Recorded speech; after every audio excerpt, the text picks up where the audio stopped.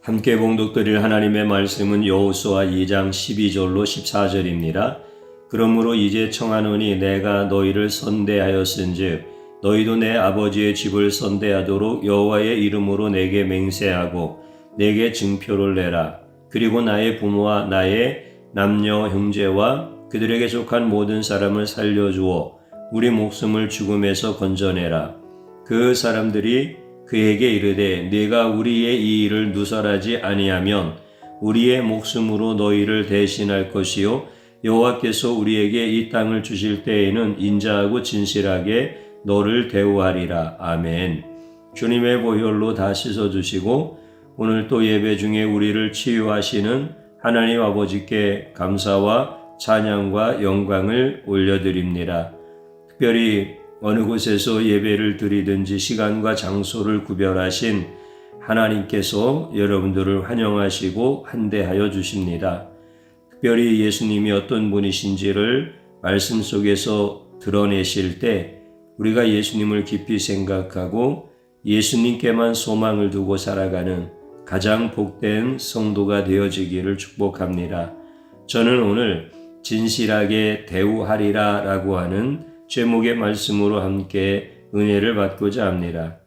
인생에서 성공한 사람들을 보면 인생의 방향이 결정되면 그것에 자신의 모든 것을 다 바쳐서 자신이 원하는 것을 이루어냅니다.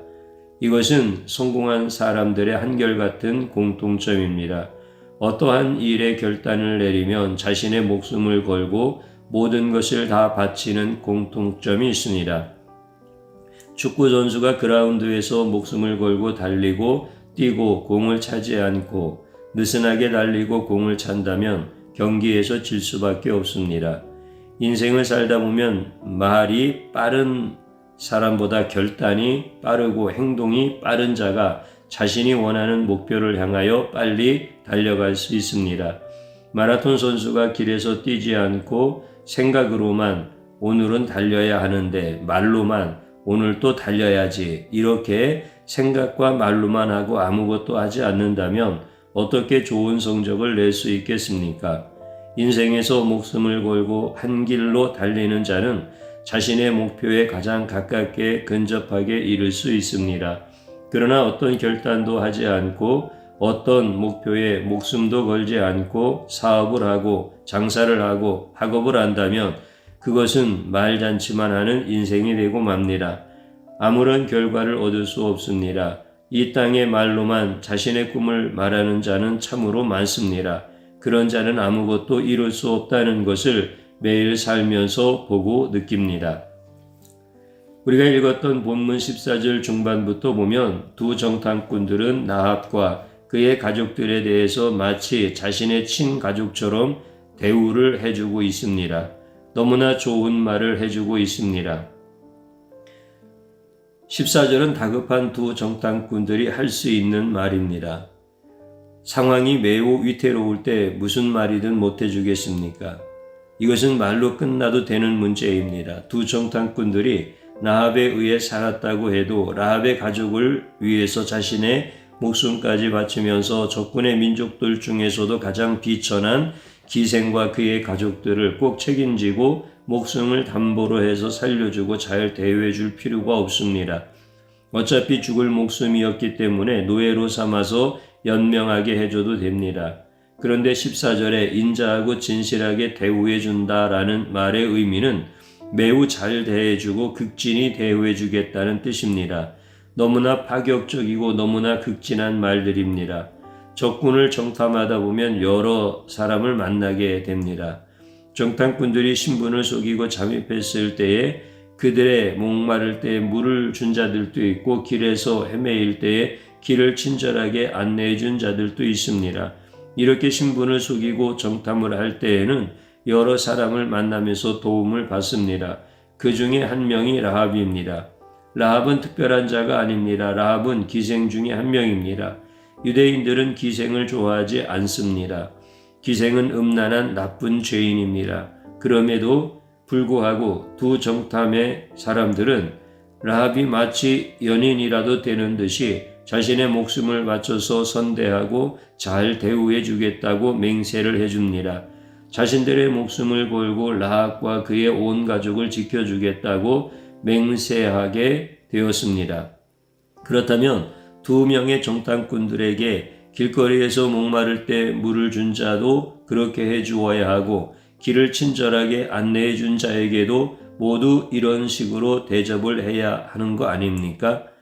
전혀 그렇지 않습니다. 기생 라합이 예뻐서 그렇다면 맹세를 했습니까? 기생 라합이 여리고에 금은 보화를 많이 소유하고 있기 때문에 그것을 빼앗으려고 그렇게 했습니까?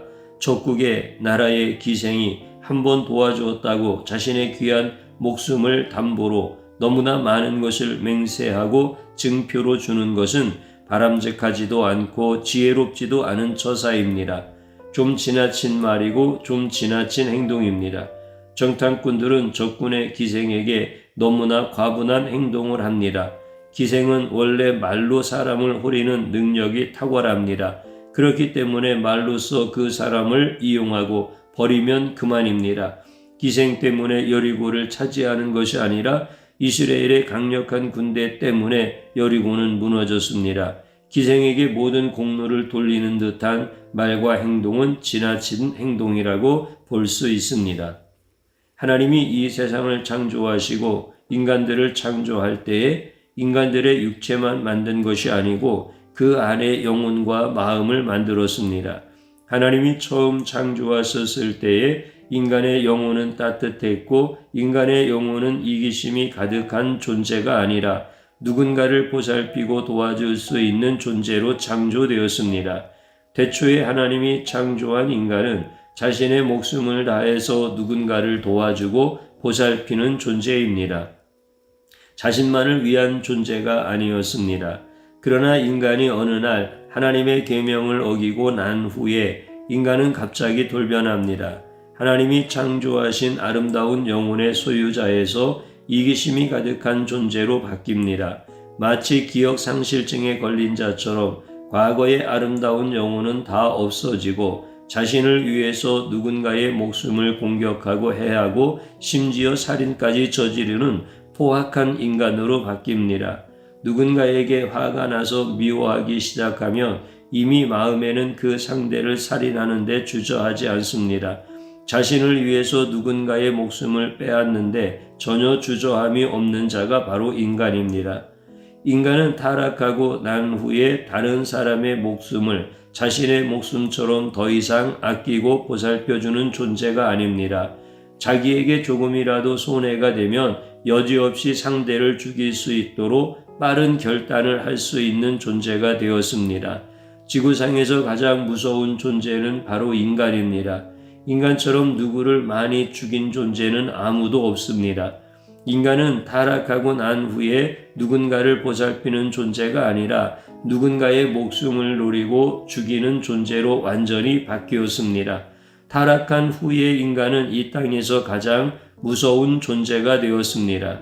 두 명의 정탐꾼들은 라합이 예뻐서 자신들의 목숨을 내놓고 지켜준다고 한 것이 아니라면 과연 왜 연인 사이에 오고 가는 대화의 수준이 나왔는지 그 이유를 분명히 알아야 합니다. 두 명의 정탐꾼들은 라합의 선대하는 모습에 감동이 되었습니다. 라합은 두 명의 정탐꾼들을 살려주기 위해서 여러 번의 죽음의 고비를 넘겼습니다. 여리고 사람들로부터 안전하게 숨겨주었고 정탐꾼들을 잡으려고 눈이 충혈되어 찾아온 여리고 군사들에게 다른 정보를 주어서 자신의 목숨을 걸고 보호해 주었습니다. 라합은 목숨을 거는 과감한 결단으로 두 정탐꾼들을 끝까지 숨겨주었기 때문에 정탐꾼들에게 계속해서 찾아오는 죽음의 그림자를 완전히 쫓아내고 확실하게 막아줍니다. 두 명의 정탐꾼들은 단순한 도움을 받은 것이 아닙니다. 단지 말로 몇 마디 도움을 받은 수준이 아닙니다. 정탐꾼들은 라합이 목숨을 걸고 지켜주는 결단을 보게 됩니다. 라합이 정탐꾼의 신분을 숨겨준 것은 철저하게 자기의 목숨을 담보로 하여서 도와준 것입니다. 정탐꾼들의 모든 신분과 의도를 알았음에도 불구하고 목숨을 걸고 그들을 선대해주고 지켜주었습니다. 라합 자신의 생명이 위태로울 수 있음에도 불구하고 자신의 목숨을 걸고 정탐꾼들을 선대해 주었습니다. 전부터 알고 지낸 사이도 아니고 돈을 주고 매수한 것도 아니고 협박을 해서 도움을 받은 것도 전혀 아닙니다. 라합은 여호와 하나님에게 이끌려 그의 신앙으로 결단을 내리고 2명의 정탐꾼들을 도와주었습니다. 라합은 기회주의자가 아닙니다. 라합은 단지 자신이 살고 싶어서 정탐꾼들에게 잘해준 것이 아닙니다.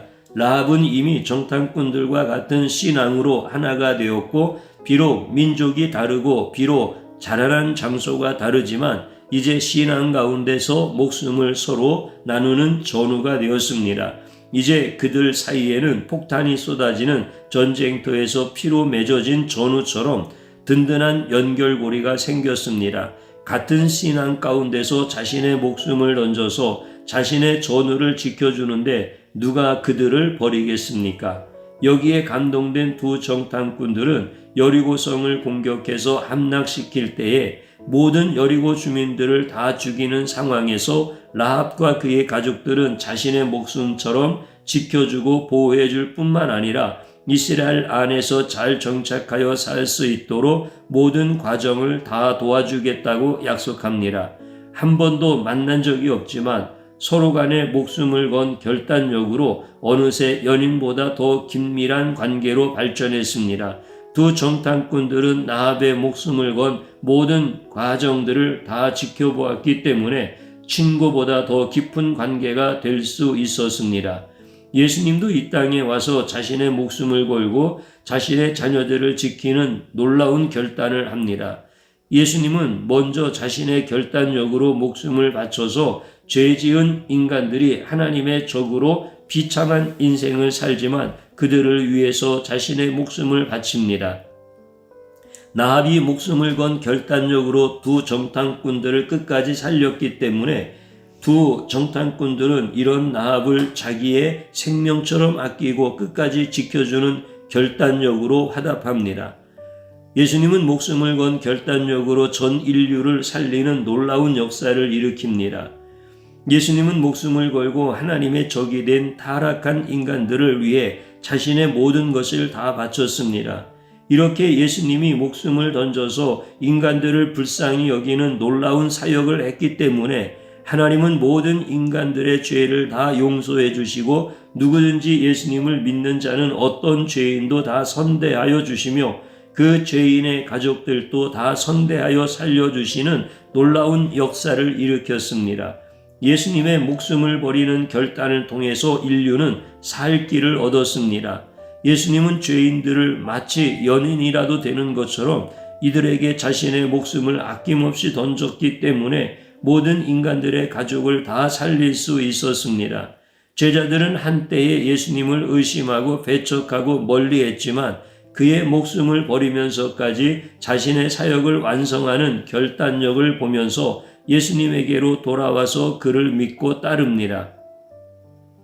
라합은 자신의 목숨을 버리는 결단으로 자신의 부모와 형제와 모든 친척과 친구까지 다 구원하는 놀라운 역사를 일으켰습니다. 하물며 인간이면서도 신성을 가지고 있는 예수님께서 죄인인 인간들을 선대하시며 자신의 목숨까지 버리셨다면 어느 정도의 인간들을 구원할 수 있겠습니까?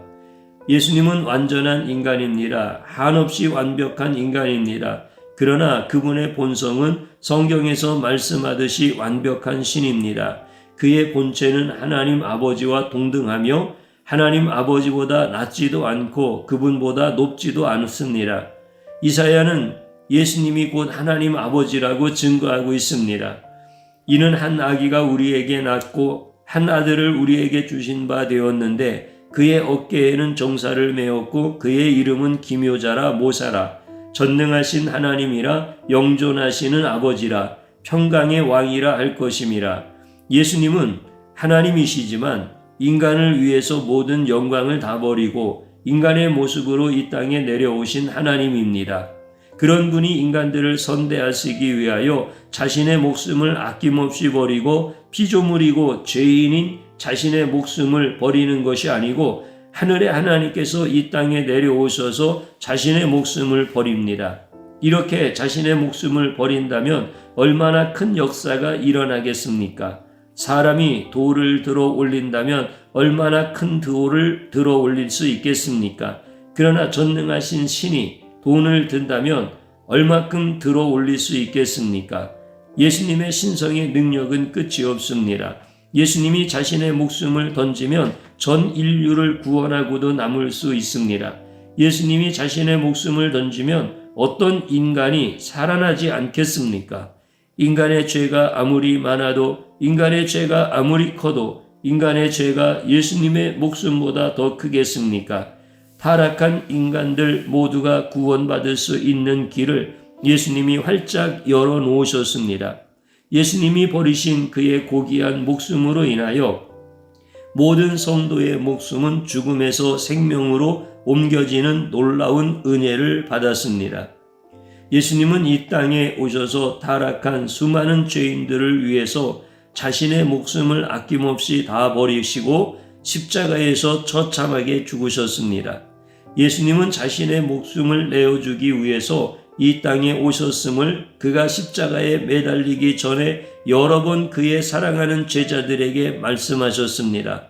또한 예수님은 목숨을 내어주시고 죽으실 것을 제자들과 유대 종교 지도자들에게 지속적으로 정확하고 분명하게 말씀하셨기 때문에 그들은 예수님의 말을 잘 알고 있었습니다. 예수님은 타락한 인간들을 살리고자 자신의 목숨을 버린다고 계속 설교했지만 그 말씀을 들었던 사람들의 생각은 달랐습니다. 예수님이 인간들을 위해 목숨을 버리지만 유대인 종교 지도자들은 예수님이 오히려 자살한다고 조롱합니다. 왜 그토록 죽고 싶어 하는가? 왜 자살하려고 하는가? 자신의 사역이 잘 이루어지지 않기 때문에 결국 예수는 자살을 선택했다고 말합니다. 유대교 종교 지도자들이 젊은 예수를 종교 지도자로 인정해주지 않고 그의 건방진 말들을 책망하고 인정해주지 아니하니까 결국 예수님은 자신의 목숨을 버리는 자살을 통해서 모든 관심을 받으려고 한다고 예수님을 비난하고 비방했습니다. 유대 종교 지도자들은 예수님이 인류를 위해서 버리신 그의 목숨을 천대하고 자살이라고 모욕하였습니다. 예수님의 목숨은 이 땅에서 천대를 받았고 이 땅에서 외면을 당했습니다. 예수님의 고귀한 목숨에 대해서 자신의 꿈을 이루지 못해서 자신의 목숨을 포기한 불쌍한 인간이라고 사람들은 생각했습니다. 심지어 그의 제자 가룟 유다는 예수님이 아직도 할 일이 많은데 자꾸 자신의 목숨을 버리겠다는 말에 그를 쫓아온 3년의 헛수고로 인하여 극심한 분노 때문에 예수님을 팔기로 작정했습니다. 예수님이 인류를 위해 바친 고귀한 목숨은 인간들 세상에서 가장 싸구려 목숨이 되었습니다. 예수님은 이 땅에 와서 자신의 목숨을 모든 자들을 위해서 주겠다고 설교하고 다니셨습니다. 예수님은 자신의 사역의 최종점은 어떤 기적이나 어떤 말이나 어떤 행동이 아니고 그의 목숨을 십자가에서 버리시는 것입니다. 예수님은 말만 하고 다니는 분이 아닙니다. 말로만 사랑한다고 하지 않았고 말로만 기도하라고 하지 않았고 말로만 죄인들을 용서한다고 하지 않았습니다. 예수님은 유대 종교 지도자들처럼 말에서 시작해서 말로 마치는 말의 사역자가 아닙니다. 예수님은 이 땅에 내려와서 수많은 말들을 하셨지만 결국 자신의 목숨을 버리기 위해서 이 땅에 왔다고 강조하십니다. 자신의 목숨을 버리면 자신을 믿는 수많은 영혼들을 다시 살릴 수 있다고 분명히 말씀하십니다. 예수님이 이 땅에 와서 많은 영광과 존귀와 찬양을 받으시기에 합당하시지만 그분은 그것을 요구하지 않았습니다. 예수님의 사랑은 자신의 목숨을 버리는 것이고 예수님의 능력은 자신의 목숨을 버리는 것이고 예수님의 사역은 자신의 목숨을 버리는 것이고 예수님의 권능은 자신의 목숨을 모든 죄인들을 위해서 남김없이 다 버리고 자신을 죽이는 권능이고 사역이고 능력이고 사랑입니다. 인간들은 자신을 사랑하는 자를 위해서 목숨을 버릴 수 있고 인간들은 자신이 존경하는 자를 위해서 목숨을 버릴 수 있지만 예수님은 자신을 미워하고 욕하고 자신을 버리는 제자들과 모든 인간들을 위해서 자신의 목숨을 버릴 수 있는 분입니다. 예수님이 이런 사역을 하기 위해서 이 땅에 내려와서 자신의 목숨을 버리는 그의 사역을 말로만 한 것이 아니고 실제로 다 버리십니다.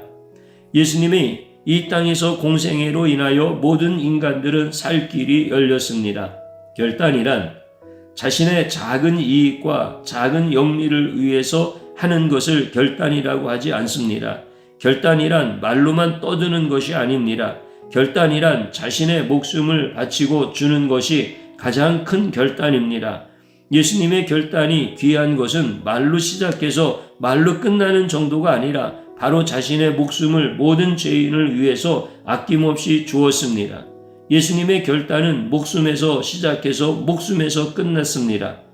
많은 사람들은 말로만 결단합니다. 이것은 진정한 결단이 아닙니다. 결단이란 자신의 목숨을 불태우고 결단이란 자신의 목숨을 걸 수 있을 정도로 모든 것을 바치고 모든 것을 다 줄 수 있는 것이 진정한 결단입니다. 말로만 모든 것을 주고 실제로 행동해서 아무것도 주지 않는다면 그것은 결단이 아니라 그것은 희롱이고 그것은 무능력입니다. 목숨보다 더 큰 결단은 없습니다. 목숨보다 더 값진 결단은 없습니다. 목숨을 줄 수 있는 결단은 모든 것은 다 줄 수 있는 결단입니다.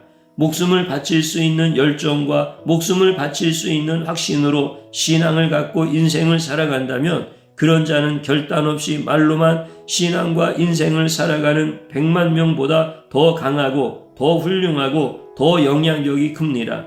말하지도 않거나 말로만 하는 결단은 이 세상에서 어떤 영향력도 없습니다. 예수님의 결단이 위대하고 예수님의 결단이 큰 것은 바로 목숨을 버리는 결단이 있기 때문입니다. 결단이라는 말이 아니라 자신의 목숨을 바칠 때에 가장 위대합니다. 인간의 결단은 죄를 짓고 죄를 향하여 달려가는 결단 외에는 아무것도 할 수 없습니다. 인간이 결단을 내리면 자신의 목숨을 위험하게 만드는 동기가 되고 원인이 됩니다. 인간은 자신을 위해서 결단을 내릴 수 없는 존재로 살아갑니다. 하나님을 떠나는 결단을 통해서 인간은 죄를 짓는 인생을 살아야만 합니다. 그래서 하나님 아버지는 인간이 더 이상 스스로 자신의 목숨을 지키지 못하고 비참한 가운데서 지옥 같은 인생을 사는 것을 보시고 이 땅에 예수 그리스도를 보내십니다. 예수님께서 자신의 목숨을 아낌없이 버리는 결단을 통해서 죄인들을 살리고자 하는 모습을 보게 되면 다시 하나님 아버지께 돌아올 수 있습니다. 하나님 아버지가 예수님을 보낸 이유는 예수님의 목숨을 버리는 사역을 통해서 하나님 아버지에게로 오도록 하기 위함입니다. 하나님 아버지께로 돌아오면 다시 인간은 죽는 존재가 아니라 영원히 복되게 사는 존재가 됩니다.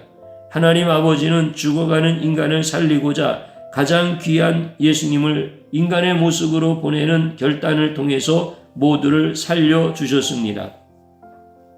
나합은 두 정탐꾼들과 이스라엘 백성들을 위해서 먼저 자신의 목숨을 과감히 버리는 결단을 했기 때문에 결국 여리고를 멸하려고 온 두 정탐꾼들은 나합의 결단에 감동을 해서 자신들의 생명을 대신해서라도 나합의 목숨을 지켜주고 싶었습니다. 나합은 자신의 목숨을 버리려고 했지만 이런 나합의 행동은 오히려 자신의 목숨을 살리고 자신의 모든 가족을 살리는 행동이 되었습니다. 죽고자 하면 살고 살고자 하면 죽는다는 예수님의 말씀이 라합에게 적용되고 라합을 살리는 놀라운 역사를 일으켰습니다. 나합은 적국의 백성이고 이스라엘 백성들이 멸하고자 하는 민족이었지만 나합의 결단으로 인하여 오히려 이스라엘에서 큰 대우를 받게 되었습니다. 이스라엘 백성들과 같은 목숨으로 대우를 받았습니다. 극진한 대우를 받았습니다. 인자하고 진실하게 너를 대우하리라 라고 하는 말은 라합에게 극진히 대우하겠다는 말입니다. 적국의 여인에서 오히려 이스라엘을 위기에서 구한 이스라엘의 민족의 영웅이 됩니다. 라합은 적국의 기생이었지만 이스라엘의 영웅으로서 남은 인생을 하나님의 축복 가운데서 영광과 평안 가운데서 살아가게 됩니다. 인생에서 결단을 하고 정해진 한 길로 달려간다고 해서 모두가 승리하고 모두가 자신의 꿈을 이루는 것은 아닙니다. 아무리 열심히 해도 안 되는 것이 바로 인생입니다. 모든 인간들은 자신의 한 번밖에 없는 목숨을 세상의 쾌락과 세상의 범죄에 빠져들면 그 결단은 범죄와 죄악의 결단이 되고 결국 자신의 삶을 파괴하고 자신의 영혼을 죽이게 됩니다. 모든 인생은 한 번밖에 없기 때문에 결단의 방향을 잘 해야 합니다. 인간의 가장 가치 있는 결단은 라합처럼 예수님을 향한 결단입니다. 예수님을 향한 결단을 한다면 그런 자는 천국에서 영웅이 되고 예수님의 영원한 나라에서 큰 상급과 복을 누리며 영원히 살게 됩니다. 모든 인간들은 예수님께서 자신의 목숨을 버려서 영원히 살 길을 열어주셨다는 사실을 받아들여야 합니다. 그리고 남은 인생을 예수님을 위해서 말이 아니라 행동으로 살게 된다면 예수님은 그 사람의 남은 인생을 축복하시고 그가 원하는 꿈을 이루어 주십니다. 그러나 예수님께 결단을 하지 않고 세상의 쾌락과 죄악의 결단을 하고 자기의 목숨을 거기에 낭비하게 되면 예수님은 그런 자의 목숨을 귀하게 여기지 않고 여리고가 망하듯이 영원히 망하는 자가 됩니다. 예수님은 자신의 목숨을 버리는 결단을 통해서 자신의 가장 아끼는 성도를 살려주기 원하셨습니다. 예수님에게 성도라는 존재는 자신의 목숨을 버리면서까지 지켜주고 살려주고 싶은 아주 귀한 존재입니다. 성도란 예수님이 자신의 목숨을 버리는 결단을 하지 않는다면 영원히 지옥에서 끊임없이 고통과 괴로움 속에서 형벌을 받아야 하는 비참한 존재입니다. 그러나 인간이 하나님의 계명을 어기고 모두 타락했지만 예수님이 자신의 목숨을 버려서 대신 죽으시고 성도들을 살려주셨기 때문에 성도는 예수님의 목숨을 받아서 대신 살아나는 놀라운 복을 받았습니다. 라합과 같은 복을 얻은 자가 바로 성도입니다. 성도는 이제 영원한 천국으로 인도되어서 예수님의 귀한 은혜를 받게 되어집니다. 예수님의 생명으로 영원히 천국에서 살게 되어집니다. 이제 우리는 예수님처럼 우리의 목숨을 예수님을 위해서 바쳐야 합니다. 우리가 목숨을 바치는 결단을 하게 되면 어떤 자도 도와줄 수 있고 어떤 자도 일으켜줄 수 있습니다.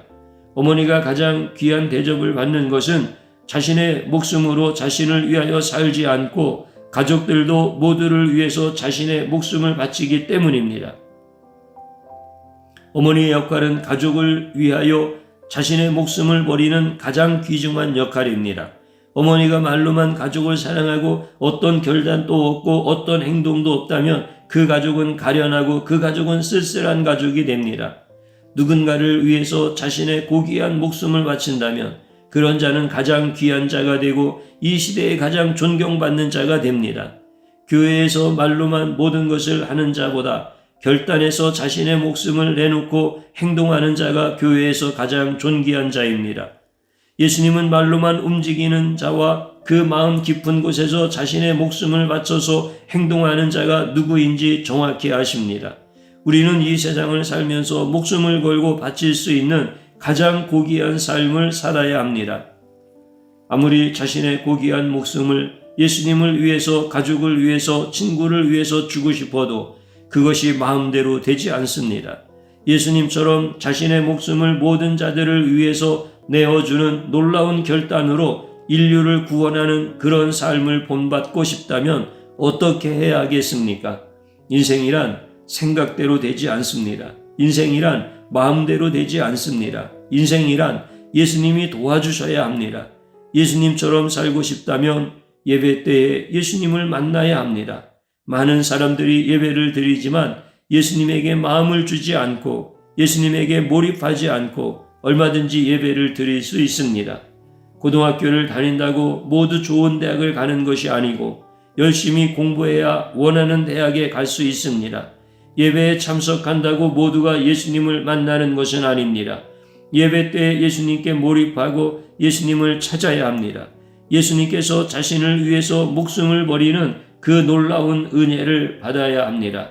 그렇게 예배 때 예수님께서 자신의 목숨을 버리는 그 놀라운 은혜를 보면 저절로 자신의 목숨도 필요한 자들을 위해서 던질 수 있는 결단을 할 수 있습니다. 인생의 목표는 자신의 꿈과 생각으로만 되는 것이 아닙니다. 인생의 목표는 예배 때에 목숨을 버리신 예수님을 만나고 그 예수님을 체험한다면 저절로 이루어집니다. 우리의 삶의 목표는 예배를 통해서 이루어집니다. 예배 때 반드시 예수님을 만나야 합니다.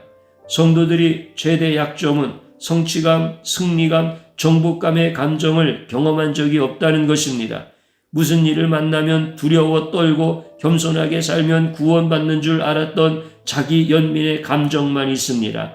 예배란 주 예수 그리스도의 이름을 높이며 마귀를 이기는 성취감과 승리감과 정복감의 은혜를 받는 시간입니다. 우리가 찬양할 때에 예수님의 공로를 찬양하면 마귀가 떠나갑니다. 그러므로 찬양에 대한 결단이 있어야 합니다. 우리가 함께 통성으로 기도하는 이유가 있습니다. 기도는 결단이 있어야 합니다. 기도는 그저 눈이나 감고 있는다고 기도하는 것이 아닙니다. 기도는 말의 결단으로 하는 것이 아닙니다. 기도는 행동의 결단이 있어야 합니다. 기도는 나에게 생명의 결단을 보여주신 예수님께 집중하고 예수님께 몰입해야 합니다. 기도를 모르는 사람은 기도를 해도 결국 자기 자신을 위한 이기적인 결단으로 기도하지만 기도를 하는 사람은 기도할 때 생명 주신 예수님의 결단으로 가족을 위해 기도하고 성도를 위해 기도하고 내 도움이 필요한 누군가를 위해 예수님의 결단으로 기도해야 합니다. 우리가 함께 헌신 예배를 드리는 이유가 있습니다. 헌신 예배를 드리는 자들은 결단을 해야 합니다.